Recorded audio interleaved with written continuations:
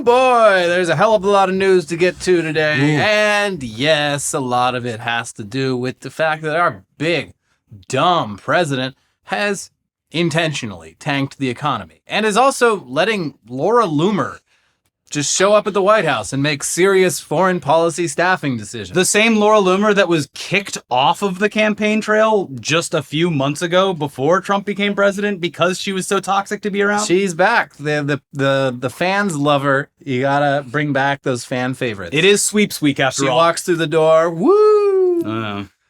Yeah, but it is weekly weird news. So, we've been praying to the news gods to provide literally anything else for us to talk about. And the news gods have obliged. Oh, okay. Our and your number one favorite recurring topic on this show is, of course, the phenomenon of people with zero medical training or expertise posing as doctors, because it's equal parts horrifying and ridiculous. Yeah, and you gotta have balls to do it. It's a You very... really gotta believe in yourself. Uh-huh. The saga of Malachi Love Robinson, a.k.a. Young Dr. Love, was our first encounter with this sort of thing, but over the years it's become clear that actually an alarming number of people out there are just putting on a white coat, calling themselves a doctor, and successfully getting other people to believe them and trust them with their health and safety, which... To be fair, when someone tells you they're a doctor, you're generally going to believe them because that's an insane thing to lie about. And people are, in real life, generally very trusting. Yeah. To a fault, to where that's how scams happen. Now, usually fake doctors come along once every few months or years, but this week we have been blessed with not one, but two fake doctors. Two fake doctors. Is this a recession indicator? Two fake doctors in 1 week? I think it might be. And let's begin with the one down in Malachi Love Robinson's home state of Florida. Meet Dr. Wilson Munoz, who, based on his website, seems to be mostly in the business of selling people expensive collagen and weight loss supplements. The site doesn't even list a physical location for a medical practice or advertise any medical procedures, but he does describe himself as a medical surgeon specialist in nutrition, whatever the hell that means. And he also has a TikTok page where surgical weight loss procedures are advertised, and he does appear to have an office with several employees. Now, who would lie? He's a real doctor. Yeah. Give him the knife. Well, it seems that this is where the victim that would end up sending him to jail found him and arranged for some sort of surgical procedure. So, all right. I find all my doctors on TikTok. Luckily, Trump just signed that order to extend TikTok in America. Yeah, we need all these fake TikTok doctors. Mm-hmm. They'll be ruined if we shut the app down. That's right. Well, here's Miami's Local 10 News. According to the Miami-Dade Sheriff's Office, an Orlando woman contacted Munoz in September after seeing him online and drove to Doral for a consultation. She underwent a cosmetic procedure at New World Medical and Mystic Cosmetic Surgery. Wow. Similar to Malachi Love Robinson's New Birth, New Life Medical Center. Yeah. New World Medical and Mystic Cosmetic Surgery at 2020 Southwest 1st Street. A month later, and recovered at a private home, deputies said. An MSDO arrest report doesn't specify the procedure in question. Deputies said she tried contacting him in December about her procedure. After multiple failed attempts, she again made the hours-long drive to Miami-Dade County to confront Munoz, the report states. Upon confronting Munoz, she began to explain her concerns about her results. He again physically examined the victim alone, an investigator wrote. When asked if someone else did the surgery, he admitted to performing the surgical procedure. Oh. The meeting was captured on a video recording by the victim. Deputies said they confirmed with the Florida Department of Health that Munoz was not licensed in the state. The About Us section of his website mentions that he began his career in medicine in 1999, but lists no information about a medical degree. He wrote in the section that he achieved great recognition throughout the national territory, presumably a reference to his home country of Venezuela and the rest of Latin America, including Colombia and Panama. On Wednesday, deputies went to his home in the 3600 block of Esteponia Avenue to arrest him on a charge of practicing medicine without a license. But they said his subsequent actions would add a second felony and 3 misdemeanors into the mix. Authorities said when they asked Munoz to step outside, he tried to close the door on them, leading a deputy to grab him. They say he proceeded to tense up and pull away. Deputy said he then put his elderly mother in a chokehold as he tried to use her as a shield. They said they then grabbed his arms to stop him from harming her. He continued to resist arrest, they said, but deputies were eventually able to take him into custody on the original charge, plus additional counts of battery on a person 65 or older, his own mother, a domestic battery, and 2 counts of resisting arrest without violence. Without violence? I mean, I guess technically. Using your mom as a human shield is a level of... Not going to live that down. No, the fake doctor stuff is real bad, especially performing surgery and examining people. Just everything about this is awful. But the pinnacle, the lead up, he really let it build. He did. And he saved the best for last. To use your mother as a human shield, like, not only did he use ChatGPT to write his whole website, he wrote the plot to his whole medical And career. how would that even work? What was the plan here? How is using your mom as a human shield? What's step 2? Yeah, because you're going to have to call her to bail you out after. Yeah, I don't know. So I don't think so this time. You tried to use me as a human shield. And so close to Mother's Day. I know. So, wow, yeah, he really decided if they're going to arrest me for pretending to be a surgeon, well, by God, might as well add some charges for assaulting a little old lady who is also my mother. Whoa. Just add it all up. You don't do that. Do something fun, because a lot of the excessive charges will probably get thrown out for the main ones. Yeah, so, throw some poop at the cops. Go get a bunch of scratch offs and see if you get lucky. I don't know. And he had to come up with a crime at the last second here. He didn't know they would come it was, what do I got near me? My mom. So, yeah. Anyways, we are very morbidly curious just how exactly Dr. Munoz mangled that patient so badly that she drove several hours to go and do a sting operation on him. It can't have looked good. Also, right in the area of another Trump golf course, too. Doral is very well known for being... It's the particles. They're spread throughout the general area. Yeah. Meanwhile, up in New York City, we've got not just another fake doctor, but another fake doctor from South America, specifically practicing cosmetic surgery, who attracted his victims through TikTok. What are the odds? It's almost like a lot of social media apps are just ripe for scams. I'm shocked. That couldn't. No, I don't think so. And this time we get a better sense of the kinds of work that a fake TikTok surgeon does. And it's horrifying. Here's the New York Times. A Queens man posing as a doctor was charged with assault and practicing medicine without a license after a woman went into cardiac arrest during a botched cosmetic surgery at a makeshift home clinic, according to an internal police report. No, this is fine. I know you're used to maybe seeing like a very clean, well-kept... Yeah, I cook my food hospital right over there. Yeah, and I'm sure I might have a snack in between. Yeah, we got a couple cats running around. I tend to get jittery if I haven't eaten in a while. My blood sugar, it drops, so... The man, Felipe Hoyos Foronda, 38, tried to flee the United States after the woman became unresponsive, according to the report. Officers caught up with him at Kennedy Airport last Friday, just hours after the operation, as he waited to board the first leg of a flight to Colombia, the report said. This is even awful, but also to be like, well, I fucked that up. I guess I should give up being a doctor. Time to start a new life. He's like a really fucked up version of Frank Abernathy. Gave America the old college try. Time to go back to Colombia. The old con artist just did the con for the money, not to actually do the fucking surgery. Yeah, I mean, that's the thing with Malachi Love Robinson, which puts him on much higher moral ground than either of these guys, is he never did, medicine. People would show up. He did, exams, though. People would show up and something was definitely ailing them and they should have gone to a real doctor, and he would be like, dude, drink this water, have these vitamins, and feel all good. So he was harming people, but he wasn't actively, practicing medicine. Yeah, this, you just take the money and you leave. You close up, then you go to Colombia. Yeah. You don't do the surgery and then go to Colombia. It's all backwards. Well, you don't have to do the work. I'm curious, did he teach himself surgery through TikTok? I wouldn't doubt it. It would not surprise me at all. Maybe just ask ChatGPT. How do you do a Brazilian butt? Well, with the other one, with the funky name, at that point, you just put some a colorful liquid together in a bottle and be like, yeah, I brewed this in the cauldron all night. Take a couple of sips of that, 5 or 6 Hail Marys, and next thing you know, you got the Brazilian butt lift you've been looking for. Yeah, mystical. Yeah. We said it was mystical. Mm-hmm. Well, anyways, the new article continues. The woman, 31, was taken to a hospital by emergency medical workers where she was intubated, according to a criminal complaint filed on Saturday by the Queens District Attorney.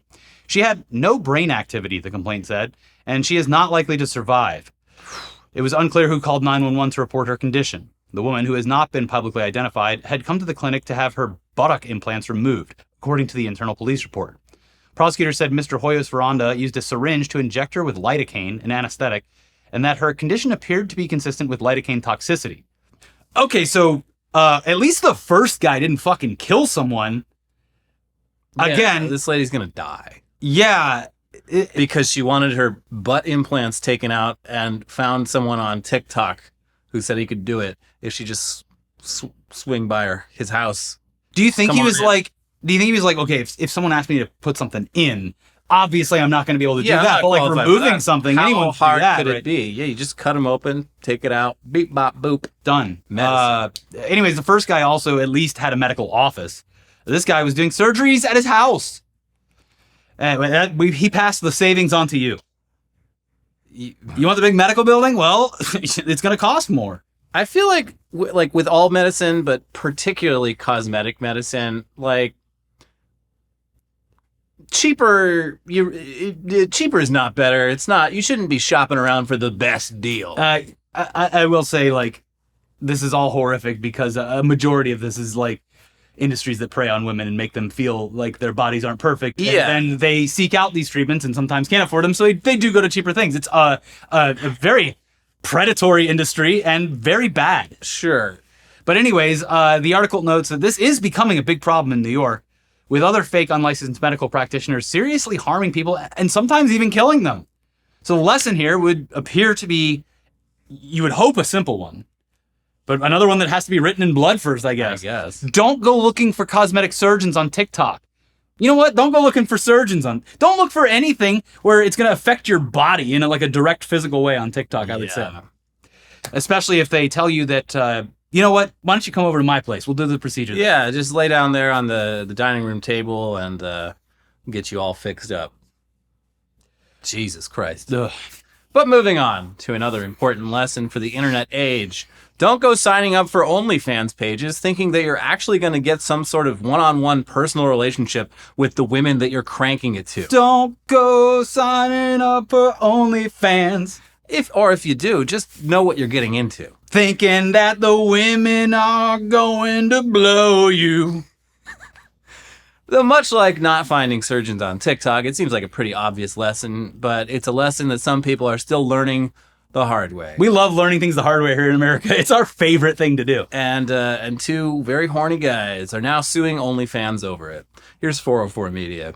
2 former OnlyFans subscribers are suing the platform in a class action lawsuit, claiming that they were defrauded because creators allegedly weren't interacting directly with them, but were instead employing agencies to impersonate the models they thought they were speaking to. The plaintiffs, M. Brunner and J. Fry, both from Illinois, claim they thought the creators they subscribed to, some of whom have hundreds of thousands of subscribers, were talking to them in direct messages and video clips. Both also say that if they'd known they weren't speaking directly to the creators themselves, they wouldn't have subscribed, or would have paid less to subscribe.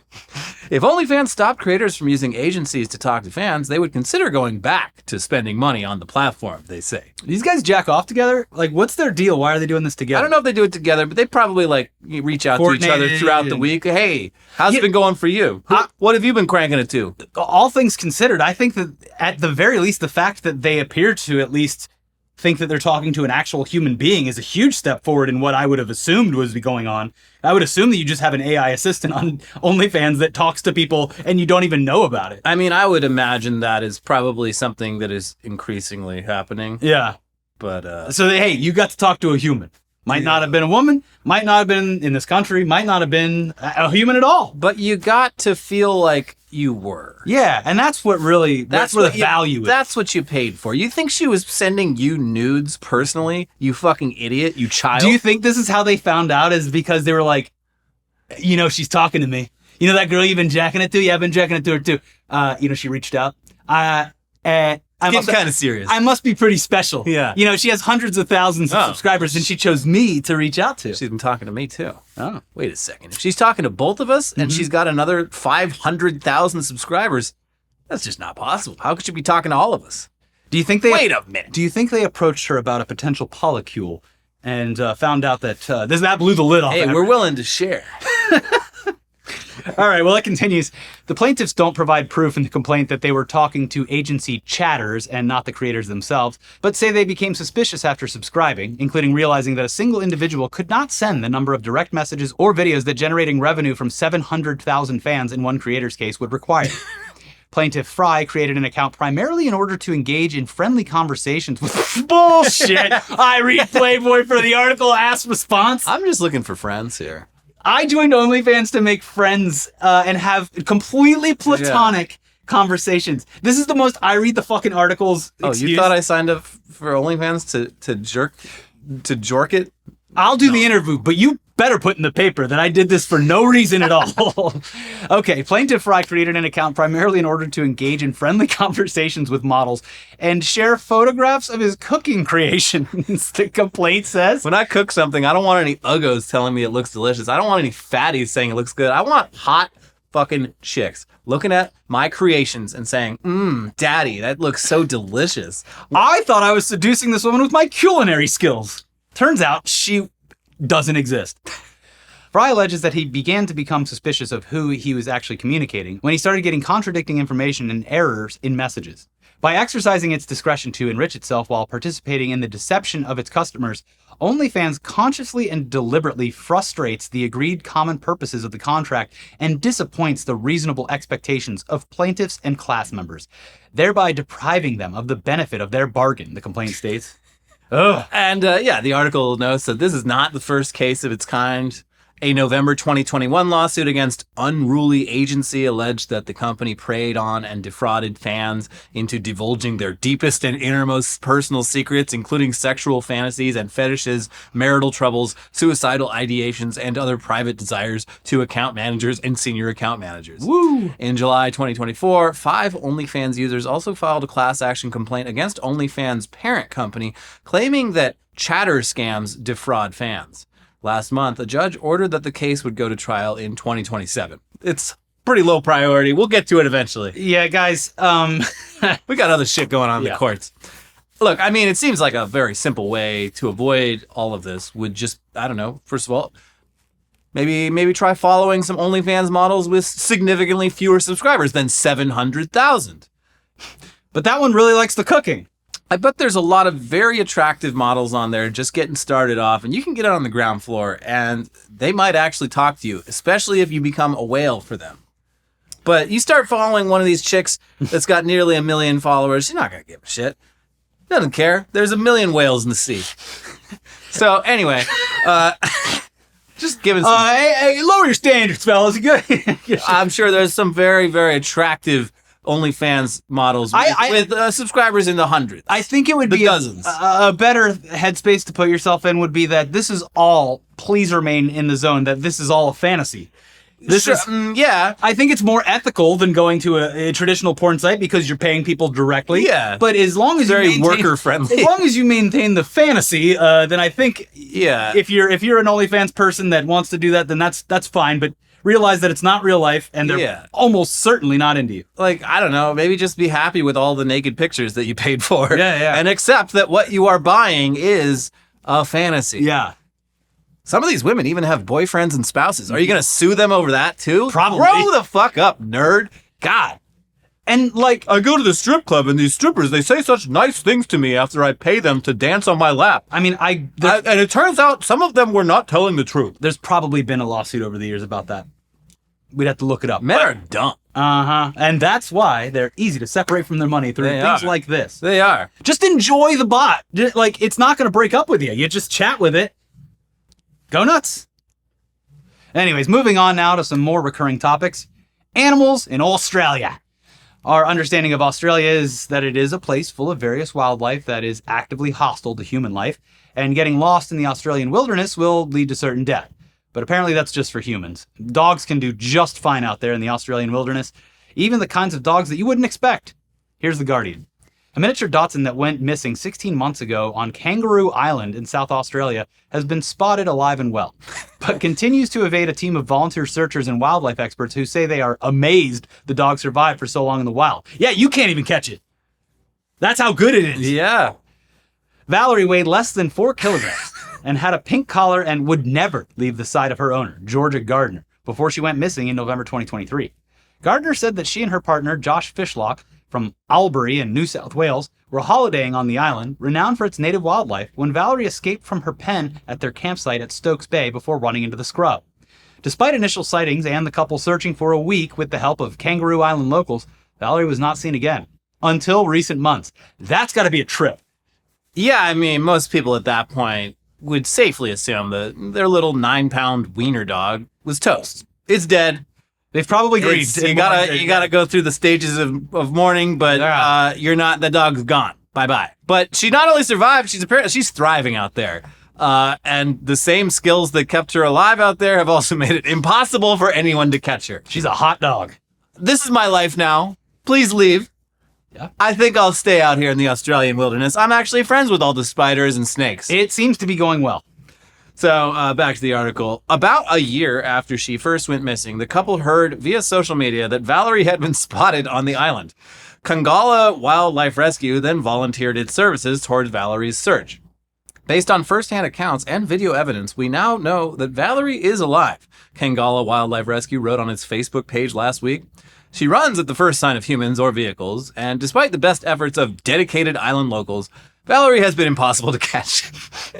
The dog was last seen 15 kilometers from where she went missing, which that's really, for a dachshund, a miniature dachshund, that's like halfway around the world. Do you know how long of a xylophone solo you'd have to do? That thing? Up and down that xylophone.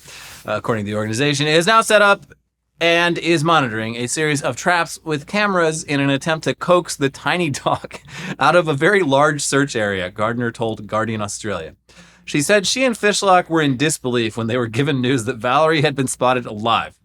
It's been so crazy. Even with the really recent sightings, we were both just like, no, don't get your hopes up, she said. She never left my side. She was not a very outside, rough and tough dog. To think that she even went one night outside in the rain, oh my gosh. To think that she's gone a year and a half is incredible. That dog belongs to the wild now. Yeah, that's not your dog anymore. The owners have separated. She's moved on. She's found something primal and that she was lacking in her previous life. And to be fair, like, I hope and trust and think that the dog will live a long and fruitful life based on its survival skills so far. Something about that dog has equipped it properly. It's bigger than one owner. It's going to be like a mascot to the island. Yeah, they're going to rename it from Kangaroo Island to something. I wonder if she's fixed, because what if a dingo mates with Valerie and creates a freakishly long dingo? The dingo made my baby. Yeah. Dingo with short little stumpy legs and a big long back. Yeah. Sounds like a pretty cool pet. Mm-hmm. Anyways, best of luck to them, but it sounds like Valerie isn't too interested in going back to being someone's lapdog. Sorry. I've had a taste of adventure, and I cannot go back. Valerie clearly prefers the great outdoors now, and clearly she knows what she's doing out there. She's doing fine. Survived longer than I would. Yeah, I'd be dead after a day. And honestly, you got to be a little bit jealous of Valerie, because we'd all much rather be wandering the Australian wilderness than stuck here in the United States watching the stupidest president we've ever had just destroy everything. Yes, he's pushed the big red button. It's Trump time. And now let's start with the long-dreaded return of loony Laurel Loomer, the diaper-filling, handcuffing herself to Twitter headquarters, somehow less than 50-year-old Laura Loomer, despite that face. That face, I wonder if she found her doctor on TikTok. Could be. The batshit insane right-wing influencer, Laura Loomer, who can truly claim the title of influencer more than just about anyone on earth, and that's because of her direct influence over the president. She's doing influencing. Now, a key difference between this Trump term and the first one is just how lazy the man has gotten. He doesn't have the spirit anymore. You do it. I'm too lazy. Which is even, it seems to be worse because he was always lazy. The evil people are even lazier. Doing what they want now. Yeah, he's happy to let the various nutjobs in his administration and the right-wing media ecosystem make his decisions for him. And this week, Laura Loomer showed up at the White House to make some staffing decisions for the National Security Council, and I guess to drum up more rumors about their relationship, which started last year. That's true. That was a crazy week. Yeah. It was like 1 week where suddenly she was flying around the country with him and hugging him. And even then, she was considered too toxic by the worst people in the Everyone else on the Trump plane was like, listen, I believe in everything this man stands for, but this This is too crazy much. woman has got to go. And now she's in the White House. Here's the New York Times. President Trump fired 6 National Security Council officials after an extraordinary meeting in the Oval Office with the far-right activist Laura Loomer, who laid out a list of people she believed were disloyal to the president, U.S. officials said on Thursday. The firings were described by one of the U.S. officials who had direct knowledge of the matter. The decision came after Ms. Loomer vilified the staff members by name during a meeting on Wednesday when she walked into the White House with a sheaf of papers attacking the character and loyalty of numerous NSC officials. Michael Waltz, the National Security Advisor, joined later in the meeting and briefly defended some of his staff, though it was clear he had little, if any, power to protect their jobs. Yeah, he's in timeout currently. It was a remarkable spectacle. Ms. Loomer, who has floated the baseless conspiracy theory that the September 11th attacks were an inside job and is viewed as extreme by even some of Mr. Trump's far-right allies, was apparently wielding more influence over the staff of the National Security Council than Mr. Waltz, who runs the agency. A longtime supporter of Mr. Trump, who has frequently spoken of her desire to work with him, Ms. Loomer was one of Mr. Trump's most vicious online enforcers during the 2024 campaign. Last month, she started her own research and vetting firm called Loomered Strategies that she said would provide high-level opposition research for hire. The term refers to what she and others call getting loomered, which is when she targets someone either in ambush-style interviews or online. She has also tried to dig up dirt on officials from outside the administration, either because they've gotten in Mr. Trump's way or because she questions their loyalty.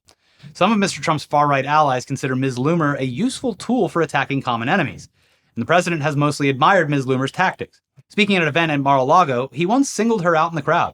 "You don't want to be loomered," Mr. Trump said. "If you're loomered, you're in deep trouble. That's the end of your career, in a sense. Thanks, Laura. Diddly-do." Got me. When I hear like getting loomered, I think of like taking a big old shot of just sucking on a nitrous tank for 10 seconds and then taking a double shot of whiskey and then exhaling the nitrous. Mm-hmm. And then you feel pretty loomered. Something of that nature. Yeah. It sounds dizzy. Oh boy, I'm fucking loomered right now. Well, Woo! I think they get along because they both wear diapers. What's her diaper story? She wore a diaper when she that's handcuffed right. herself. Yeah, and then I'll take it from there. She was like, wow, this is actually pretty convenient. Yeah. So it became a regular thing. Pooping and pissing gets in the way of loomering. Uh-huh. I can loomer so much more if I let the diaper do that job. Yeah, now, we don't know if Cory Booker's a diaper boy or not. He seems to have done the precautions to not pee his pants. He claims that he fully emptied out his system before doing that, but I don't know. I feel like you'd still at least want a, diaper of last resort. Just in case. Yeah. Yeah. So, hey, on the one hand, it's always nice when the right eats their own, but it's still fucking insane that this nut job is this hatchet face. It's just rolling up to the White House and telling Trump who to fire. Of course, insane in the context of this administration is quickly losing all meaning, considering Trump's insane decision this week to tariff basically all imported goods and trigger what's looking more and more like a self-inflicted recession, national and global. Yeah. The stock market has dropped by more than 10% in just 2 days, which is catastrophic and usually the kind of thing that is triggered by unforeseen circumstances, like a global pandemic, not by a decision by the president that is supposed to be doing the exact opposite of what's actually happening. No, I put in I put it on fast speed mode on SimCity. We got the factories coming in no time. All those millions of small businesses are going to be building factories in no time. Yep, they're breaking ground already. I mean, anyone with just a basic understanding, economics, Econ 101, you could have predicted that this is exactly how this would play out. Also history, because this exact thing has happened multiple times, exactly the same way. But apparently all the rich people who loudly supported Trump's return to the White House figured he was just joking with his constant yapping about tariffs and trade wars. And hey, this is going to suck for everyone. But it's at least a bit of a silver lining here that it does suck for those very rich people too. Watching very, very rich, powerful people and also the world's economists, especially right-wing economists who appear on like Fox Business and stuff, watching them either completely avoid the topic or seem that they have been more stressed than their entire lives has been at least somewhat of a Band-Aid on this gaping wound that an entire new generation is facing. Yeah, they're having to do some real cognitive dissonance. Well, the good news is millennials and Gen Z, we don't have much of retirement savings anyway, so Yeah, joke's on you. here's Bloomberg. The world's 500 richest people suffered the biggest two-day loss ever on the Bloomberg Billionaires Index as fallout from President Donald Trump's tariff announcement decimated markets across the globe. Billionaires on the wealth list lost a collective $536 billion from Thursday's stock market open to Friday's close as the S&P 500 index dropped 10.5% over the 2 days, and the Nasdaq Composite fell 11.4%. No one lost more over the two-day stretch than Tesla Inc. Chief Executive Officer Elon Musk. The carmaker's stock plunged more than 10% Friday, dragging Musk's net worth down $31 billion from Thursday's open and bringing his yearly losses to $130 billion. Meta Platforms Inc. founder Mark Zuckerberg followed with a $27 billion loss as the social media company dropped almost 14% over the two-day stretch. Carvanaco CEO Ernest Garcia III's two-day loss of $2 billion was enough to push him off the list of the world's 500 richest people. Bye-bye. His used car retailer stock lost 28% over the period. Whoo! Yeah. Ugh. Yeah, not gonna be buying a lot of cars. A lot of people who maybe were gonna get a new model, maybe gonna hold on to that. I think that old car a little bit longer. While look at anything that you buy regularly, look at where it's made, and just assume that that's going to be extremely expensive in the near future. Just anticipate that. Yeah, but including one very specific, highly anticipated product, which we will discuss shortly. Oh, okay. Now the thing with this that is like very frustrating to me is that throughout the first Trump term, the election, and honestly the first couple of weeks of his term, it has been obviously very frustrating to see Republicans or conservatives be completely content, okay, or at the very least look away from the morally reprehensible things that the Trump administration is and was doing under the assumption that the economy was going to be booming and that everything was going to be green skies forever. It's very magical. And they didn't even get that. Yeah. So all of the horrific stuff that they turned a blind eye to was not even worth it anyway. Mm-hmm. So now you look even worse. And the courts just Friday, the Supreme Court was just like, yeah, actually he can do whatever he wants. He can just stop money from going. He can choose where money goes. Congress, kind of redundant. Yeah. Don't really need it. The president can do whatever the fuck he wants. Anyways, as dumb as these tariffs are, what if they were even dumber than you thought? What if the numbers on that big dumb chart that Trump unveiled before nuking the economy weren't even decided upon by human beings? Oh, were they OnlyFans creators? Worse. Here's The Verge. When President Donald Trump began yesterday's announcement of the White House's latest trade policy, brandishing a novelty-sized cardboard sign labeled reciprocal tariffs, the immediate and nearly unanimous response was bafflement. Trump slapped a 10% baseline tariff on all imports into the U.S., including from uninhabited islands, plus absurdly high rates on specific countries, supposedly based on tariffs charged to the USA, which didn't match up to other non-cardboard sign-based estimates. Stock markets have plummeted, and consumers are facing down sharp price hikes on potentially almost everything they buy. Where did these numbers come from? Apparently, an oversimplified calculation that several major AI chatbots happen to recommend. Oh, the downfall of all of this is so dumb. Why do we have to be alive at this point in time? Well, every actual economist they asked to come up with those numbers was like, wait, you're doing what? They don't want to be part of it. I don't want to be involved in this. Yeah, there was on Friday, Trump messaged off the cuff that for whatever reason, he said that Warren Buffett supported his tariffs thing, and Warren Buffett had to immediately put out a statement through Berkshire Hathaway to be like, that's not true at all. Warren Buffett also remains fucking undefeated. He pulled out like half his fucking investments like right before Trump took office, which like a lot of people are just like, I don't know, he's getting old. He's like 90 something. So I don't know. Maybe it's just part of his like, he's closing up shop. He's in it for the love of the game. But no, he is in it for the love of the game. And he was absolutely fucking right. Everyone should have pulled this shit out. I went through multiple articles today, just throughout the election and then leading up to the Trump administration because people online were arguing like, well, no one thought he would do it, like the Republican conversation that I saw on news channels and online. And just every fucking article back then is like, here's what Trump's tariffs would do. Here's when he's going to do them. Here's how bad it would be. Please, he's going to do this. Listen to Yeah, everyone. it's no one. You can't act surprised by this. I'm sorry. Anyways, it continues. Economist James Surowiecki quickly reverse engineered a possible explanation for the tariff pricing. He found you could recreate each of the White House's numbers by simply taking a given country's trade deficit with the U.S. and dividing it by their total exports to the U.S. Have that number, and you get a ready-to-use discounted reciprocal tariff. The White House objected to this claim and published the formula it says that it used. But as Politico points out, the formula looks like a dressed-up version of Surowiecki's method.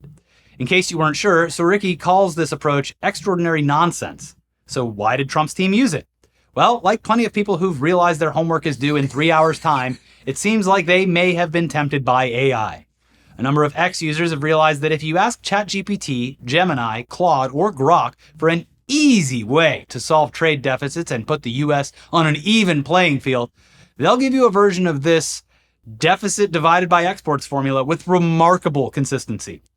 The Verge tested this with the phrasing used in those posts, as well as a question based more closely on the government's language, asking chatbots for an easy way for the US to calculate tariffs that should be imposed on other countries to balance bilateral trade deficits between the US and each of its trading partners, with the goal of driving bilateral trade deficits to zero.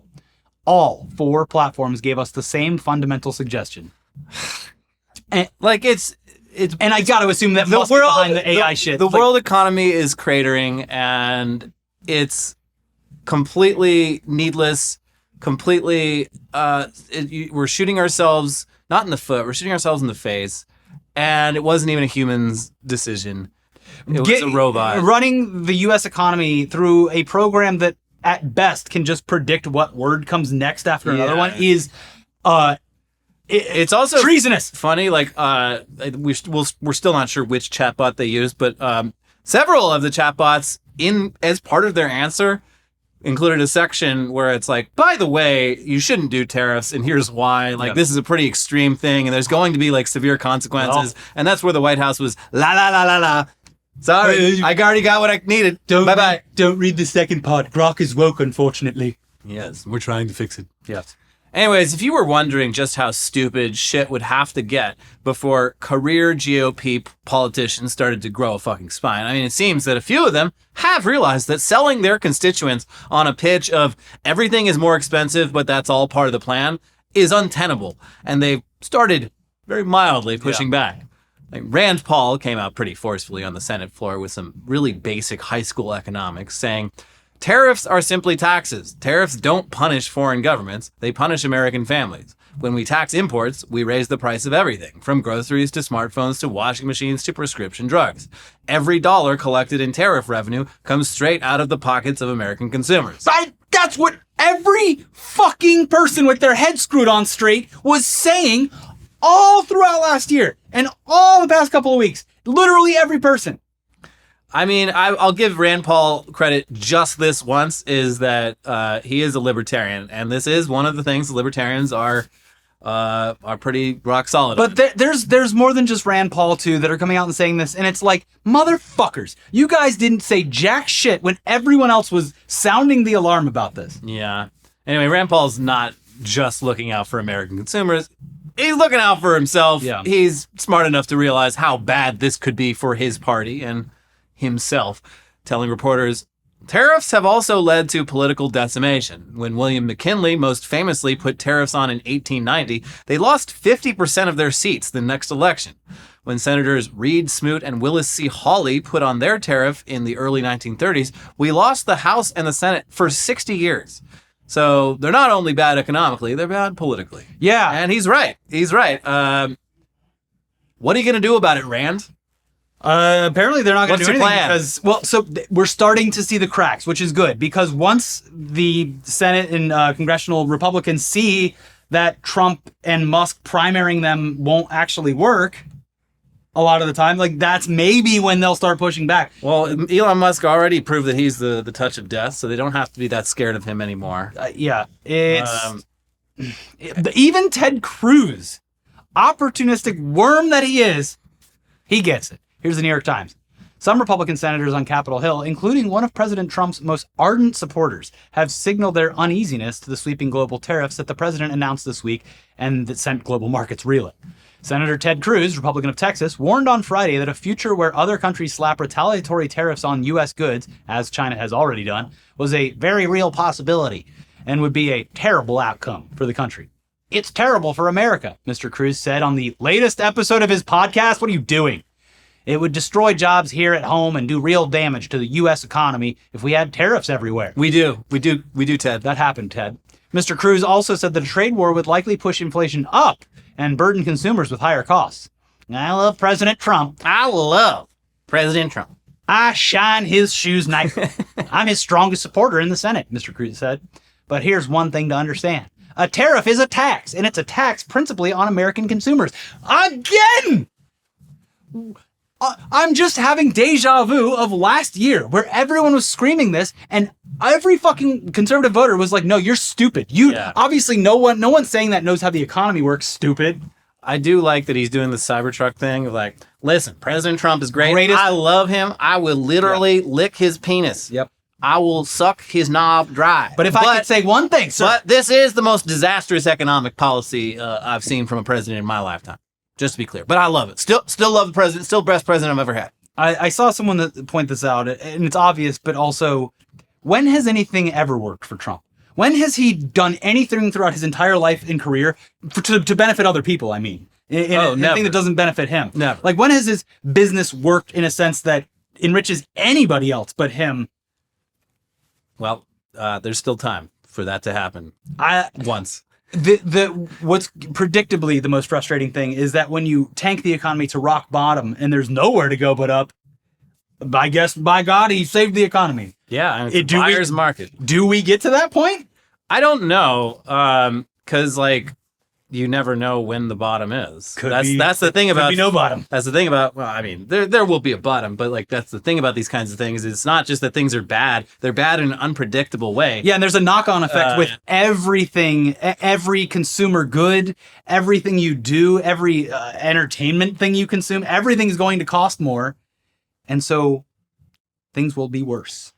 Anyway, the Senate, they very quickly passed a bill that would require the president to give Congress 48 hours notice of any new tariffs, which not only doesn't seem like it would have done anything to prevent this, it's also something Trump would probably just ignore. Yeah. Because what the hell are you going to do about it? You've been letting me just like run with the unitary executive theory the whole time, and suddenly now you have a problem with it? I also love that, like, doing this after he's tariffed the entire world. Mm-hmm. All right. Hey, maybe next time give us a heads up, sir. Mm-hmm. Love the car. Best truck I've ever owned. Anyways, it seems like just about everyone who isn't a complete and total Trump sycophant is rightfully upset about all this, and that includes gamers. Rinse up. Because, the timing of these tariffs could not have been worse for Nintendo fans looking to pre-order their next console, which was officially unveiled fully, literally the day that the tariffs were announced. With priced and everything. And specifically funny that it happened with this console in particular because boomers refer to all consoles as Nintendo. Yeah, so this time they're right. If it had happened to like an Xbox, it'd be like, I don't know what the fuck you're talking about. He's making all the Nintendos too expensive. Yeah, he is. He is. He actually is. And now they're saying, actually, you can't have it, and we don't know how much you're right. Here's CNBC. Nintendo said Friday that pre-orders for the company's hotly anticipated Switch 2 game console would be delayed, following President Donald Trump's announcement this week of sweeping new tariffs. Pre-orders for Nintendo Switch 2 in the U.S. will not start April 9th, 2025, in order to assess the potential impact of tariffs and evolving market conditions, a Nintendo representative told CNBC. Nintendo will update timing at a later date. The launch date of June 5th, 2025 is unchanged. They're going to raise the fuck out of those prices because all the components. The funniest thing is so the Switch 2 announcement came in the morning and fans were upset. They're like, damn, games are going to be like $80. The console's like more. The console's like $350, $400. Like, what the fuck? I thought Nintendo was supposed to be cheap. And then it's like, oh, you don't like the prices? Oh, you think the price should change? Yeah. Monkey's paw. That's right. The delay marks one of the most significant immediate responses from a major company regarding the concerns about Trump's tariffs and their impact on business and consumer spending. Most electronics companies manufacture in Asia, home to some of the steepest hikes. Nintendo's Switch 1 consoles were made in China and Vietnam, Reuters reported in 2019. Vietnam was hit with a 46% tariff, and China is now at a 54%. Nintendo hasn't said where its new consoles will be made. Nintendo also didn't say if it would raise the price of the console, which was announced earlier this week to be $450 in the US. IPC, a trade group focused on electronics manufacturing, estimated Friday that game console prices could rise by 50% due to the tariffs announced this week. What's up, gamers? Who wants a $900 Switch 2? Even at the $450, like, with inflation since the first Switch, that's kind of on par with it. Yeah, it's not bad. I mean, I said for years that it was kind of crazy that it took so long for, like, games were $60 for like 25 years straight. Yeah, because if you go back to the 80s, I remember, like, adjusted for inflation, everything from the 80s was fucking crazy expensive. I got like one game, I got 2 games a year, and it was for report cards. Yeah. Because if adjusted for inflation, they were like $100 or something. Yeah, I think it was like a Super Nintendo adjusted for inflation was like $700. Yeah, I specifically remember when the PlayStation came out, the first PlayStation, like, my dad was even into video games back then. I was obviously super into video games. When that came out, we had to rent it from Blockbuster to even play it because, like, it was just too expensive to have. Yeah. I did the Blockbuster rentals. So, like, once it was like a month after it came out or something, we finally got access to like one that wasn't being rented already, and it was. I played the X Games video game all weekend long. Can't do that anymore. What with the tariffs the way they are. No. But yeah, Trump targeted gamers. And I've seen some screenshots from like 4chan and some subreddits. Places you like. Gaming has a bit of a rightward slant in a lot of spaces, especially in certain online spaces, and everyone seems to be calling Trump a fucking idiot. Elliot, ruined gaming. Elliot, I'm gonna hold all of my decision making on this until I've heard from Grums, the Quartering. Grums. Who else is there? Who's Notch? I gotta make sure Notch is Asmongold and Dr. Disrespect. Once they weigh in on this, then I will be figuring out my opinion about it. I mean, they'll probably say the same thing that like Fox has been doing this week of just like, sure, a little pain. Yeah, you got. What are you, poor? Yeah, you got to earn it. You know what's success with that? It's been really funny. Like I don't watch Fox, but the people who do, the sadists or masochists who do, they're just like, yeah, they've been really. No, I have been dancing around, like talk about literally anything. Like they usually have a stock ticker on screen. Yeah. Not this week. Yeah, got rid of it. As I explained previously, I have the 4-screen setup going, and I've been watching the Chyrons. I rarely put the audio on. But the Chyrons, no stock ticker. I even switched over to Fox Business at one point, and it was doom and gloom. Yeah. It's gnarly. I mean, over on CNBC, those analysts were having like an existential crisis. Yeah, there was one guy that was doing? like, one guy was like, I hate that this is my job today. Yeah. Like, this is not good news. Anyway, one last little bit of Trump news, and it's less about Trump than the weirdos and freaks that make up his movement. In the midst of everything else this week, the New York Times dropped a wild story about one of the many Trump allies that he pardoned on his way out back in 2021, and how things have been going for that guy ever since. Jonathan Braun has repeatedly been in legal trouble since President Trump commuted his federal prison sentence more than 4 years ago as part of a rushed, last-minute process of granting clemency to allies and well-connected special pleaders before leaving office. On Saturday, Mr. Braun, a major player in the predatory lending business, was arrested on Long Island on charges of assaulting an acquaintance and his 3-year-old child, according to court documents. It was the 4th time he has been arrested since Mr. Trump freed him. Mr. Braun punched the man in the face and then shoved the child to the ground, causing a red mark on his back and substantial pain to the child's back, the document said. Mr. Braun was charged with assault, endangering the welfare of a child, and injuring a child under the age of 7. He was released on bail Monday. Robert Caliendo, a lawyer for Mr. Braun, did not respond to messages seeking comment. In his final hours in office in early 2021, Mr. Trump commuted Mr. Braun's 10-year sentence for running a marijuana smuggling ring. Mr. Braun's family used a connection to Charles Kushner, the father of Jared Kushner, Mr. Trump's son-in-law, who served as a senior White House advisor, to try to get the matter before Mr. Trump. Jared Kushner's White House office drafted the language used to announce commutations for Mr. Braun and others.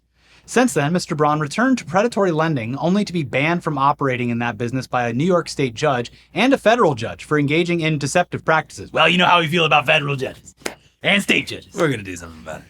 And he has been accused of a number of crimes. Punching his wife and father-in-law in the head, grabbing a nanny's breast while touching himself, trying to assault a female nurse with poles used to hold intravenous bags, and threatening a synagogue congregant who asked him to be quiet during services.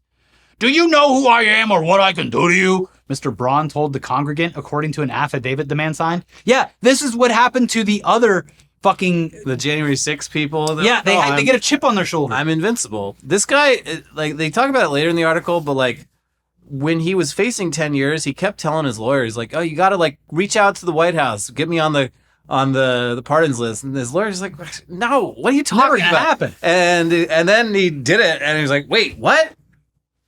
You got the pardon. I don't know how or fucking why, but you did. But yeah, predatory loan business, marijuana smuggling, just punching everyone around in the head, threatening people at the fucking temple. What a guy. Yeah. That's our kind of people, Mr. Trump. Anyways, time to move on to the wildest, craziest, weirdest headlines from around the world this week, starting with... Florida bill outlawing weather manipulation clears Senate. It's doing the most important work down there in the Florida legislature. We've got to do something about all the weather manipulation. They're seeding the clouds, man. I mean, cloud seeding is real. I was just joking from the Woodstock documentary. Yeah, it is real, and if used carefully, it can be quite useful. Mm-hmm. But they're talking about like space lasers and the hurricane gun, and also some of them seem to be talking about chemtrails, which are not real. That's just condensation coming off the wings of airplanes. Well, they got good. When I saw this described as a chemtrails ban, I was really excited because I'm like, oh, they're going to ban airplanes in the state of Florida. That's awesome. Well, the thing about Florida is they're fucked. They are so screwed when the Canadians leave this season and either don't come back or are not allowed back. They're fucked in that way. They're fucked short term. They're fucked long term. Well, aside from the repealing all environmental laws and being a state where it's awful, but it's also Florida. It runs entirely on tourism. Florida is also a state where that suffers during every financial crisis because during the fat times, during the good times, people love to invest in real estate in the state of Florida, investment properties, and then when they lose all their money, those houses get foreclosed on, and no one else. Like the 2008, like Florida, they built so much fucking property down there that took like almost a decade to actually fill out. It really kind of destroyed my parents' life. Yeah. So it's bad. Yeah. Yeah, they tried to retire back then. Ended up working their entire lives. Well, so yeah. Crazy. Who was president leading up to that big crash? That would be George W. Bush. Damn Democrats. Anyways. Obama. How could Obama do this? Denmark's Maersk buys Panama Canal Railway Company. Hey, good for them. Okay. I mean, just a shot across the bow against Trump. Yeah, for this? Just fun, just for fun. Yeah, just for fun. We don't need it, but we'll take it. Yeah. You want to fuck with Denmark, with Greenland? Yeah, we'll take the Little Mermaid back too. We'll take the little tiny train that runs next to the Panama Canal. Mm-hmm. That's ours. We own that. What do you own? Oh, none of this? Well, that's too bad for you. We own a train. Yeah. Actually, I think maybe Finland did Little Mermaid. I can't remember. That was Denmark. Yeah, there you go. They're taking back Little Mermaid. Hans Christian Andersen. That's right. Queensland surgeon fined for sharing photo of patient's swastika tattooed penis. How did he know it was his penis? What? How did he know the patient know that it was his swastika tattooed penis? The patient's in a coma. Oh. The patient was not aware of any of this. Someone else saw it. The patient was a neo-Nazi who tried to build a bomb and it blew up in his face and put him in a coma and blew off his hands. And one of the doctors who was examining him saw a swastika tattoo on his penis. It was like, holy fucking shit. I got to show this to the boys. And texted it to a few other doctors. And one of those doctors fucking snitched on him for unethical bit. Like, shut up. He's like that one dentist that doesn't approve. Yeah, I mean, listen. 4 out of 5 dentists approved. One of them's a fucking narc. In terms of like medical mischief, this ranks lower than low for me. If you happen to be a doctor treating a neo-Nazi and you come across his swastika penis, you can share it. I don't know about that, but That's not a HIPAA violation. It's not a HIPAA violation. Clearly the guy wanted to show it off. Yeah. Why else would you get a tattoo? He wanted people to see it. That's right. And if you're snitching, hey, you might be a Nazi. That's the problem. With doctors, you got to pick one. You can't be a snitcher and a stitcher. Yeah. That's right. Pick one, buddy. Stay in your lane. U.S. bans government personnel in China from romantic or sexual relations with Chinese citizens. Then what's even the point? There's probably like one agent who said that. Yeah.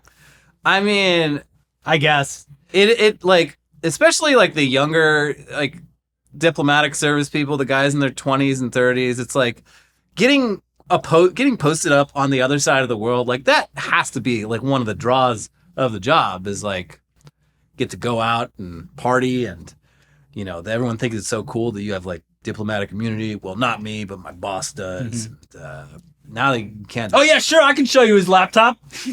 Yeah, come on back to the hotel. I can't do anything because I guess every Chinese person is a spy who's trying to take advantage of horny American diplomats. I thought I was chatting with an OnlyFans model. Yeah, I didn't know the OnlyFans model was gonna steal all the data off of that hard drive.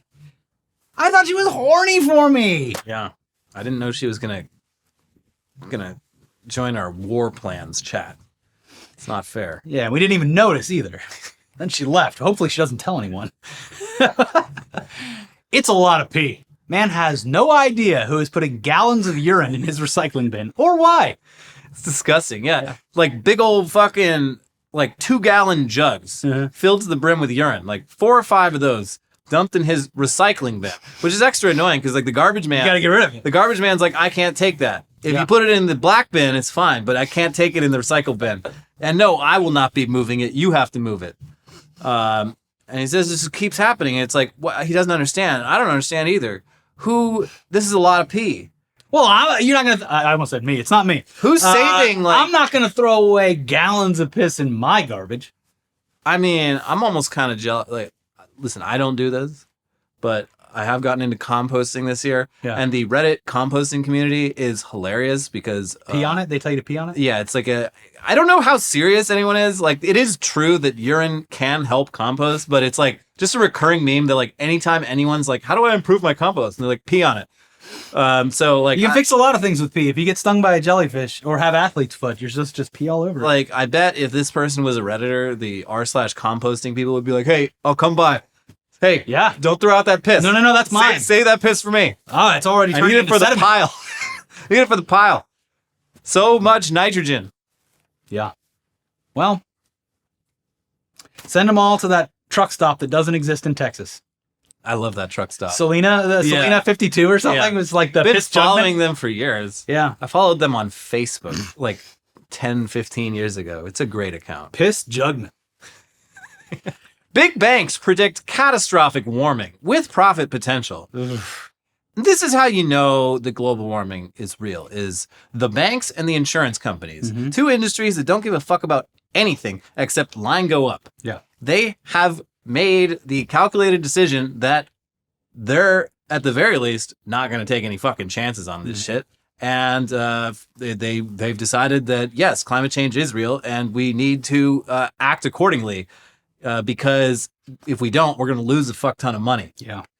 So yeah, Morgan Stanley and all these big investments. They're like, yeah, so it's happening, especially after Trump. Like we're hitting 3 degrees Celsius.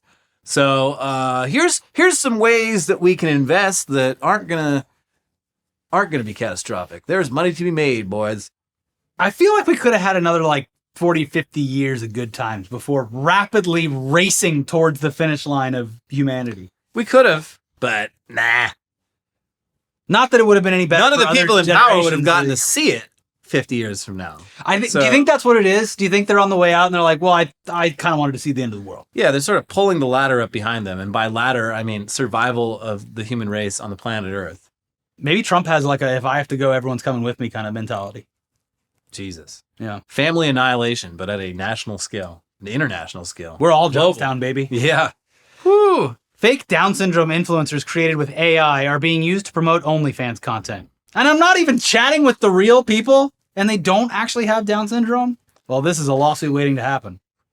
This is disturbing. Yeah. They're taking clips of Like real models. clips of existing OnlyFans models and running them through like a deep fake filter to make their faces look like they have Down syndrome. And apparently this is very lucrative. There's a big audience for that kind of thing. Every day we drift further from God's light. Yeah. I wash and wash, but I can't become clean. Not with this show. I will never be clean. No. Speaking of influencers' new threat to uncontacted tribes warns group after U.S. tourist arrest. Yeah. Was this Fauci or something? I thought it was Lord Miles. It's some other Rutledge, Mr. Rutledge. It's some other dickhead who goes to like really dangerous places, and his latest one was like North Sentinel Island. Oh yeah, the place that we last covered because that stupid Christian missionary went there and tried to like wave a Bible at them, and they just chucked a spear at him. So this influencer went there and like left just a can of Coke on the beach. He's lucky he like fucking survived, but was it Vitali? No, but you can't fucking do that. It's like it's a serious crime to enter the North Sentinel Island. So he's facing some charges. Vitali is in trouble in the Philippines. Because he went there to do like pedophile hunting. I guess that's all he does now is really like dangerous, unethical like pedophile hunting videos and streams. And yeah, I guess he got in some big trouble over there for terrorizing the local population. Huh. Well, always good to check in on YouTubers and see how they're doing. Nah. Yeah, actually, it's almost always a horrific outcome. Yeah. President Trump's childhood home in NYC sells at steep discount after being overrun by feral cats. They should have just let the cats have it. Yeah. That's like, I mean, that's how the place where Caesar got stabbed. I know it's like not at the exact probably location, but the ceremonial site of the execution of Caesar is a cat sanctuary. Yeah. It's completely overrun with cats. And I think that's a beautiful way to honor someone. Just letting the cats have their way with it. I'm sure it smelled very good in there. Not anymore. Not anymore. Now it smells like cat piss. They should turn that into the presidential library, but still let the cats have it. The Trump Memorial Cat Sanctuary. It's literally just cat shit everywhere. This house was, I guess, in great condition up till like 2 years ago, and then some dude in China bought it online with plans to flip it or something, and then forgot about it, and somehow some cats got in, and then more cats got in. That'll happen. It just, the cats, they told every cat in the neighborhood, hey, we got this house over here. And now they got to strip the place down to the studs because it's the cats were pissing and shitting all over Trump's childhood home, probably going into the same bed he slept in all those years ago and just pissing and shitting, pissing and shitting, dragging their asses all over it, licking their buttholes on it. Yeah. Shout out to Yogi, my new neighborhood cat, Yogi, who my neighbor says is like 17. Damn, he's a survivor. Yeah, he's got a little scar on him, but I guess the neighbors have known him for a very long time. He just comes and goes. I have a cat. So you have a neighborhood cat? I have a cat that lives under my house. Oh, yeah, that's right. I had one of those at my previous place. It was underneath the crawl space. Yeah, my guy, he's been there for at least a year and a half at this point. And you name him yet? Mr. Mustache. Oh, cool. Because he has, he looks... It's like just a giant black mustache in a big white face. If you're cold, he's cold. Bring him inside. I don't think the dogs would like it. No, the dogs hate Mr. Mustache. Anytime they see him, they freak the fuck out. I think he's pretty comfy down there, and I leave water out for him. Yeah, I put some treats in a little dish of water out for mine. He goes to all the houses. They're making the rounds. Yeah, they're smart cats. They're survivors. And they are smart because they're pissing all over Trump's childhood home. And we got to savor the little things, even if savoring cat piss is one of those things. Yeah. Make sure you like the video. There's a button. It has a thumbs up on it, and you should click it right now. Like the button. When you're done with that, you scoot on down to the comments section, and you tippity tap away on those fingers, leaving a nice loving comment saying, guys, the world's a bad place, but you help me get through it. And you help us get through it. So thank you for that. Make sure you're subscribed. There was no sponsor, obviously, and no money. The economy is already crashing for us. The tariffs will certainly have an effect on brands even existing to pay for advertisements. So click the join button. That price hasn't gone up yet. Not yet. Do that, and we'll see you soon. We'll see you next week for more episodes. Bye-bye. Bye-bye.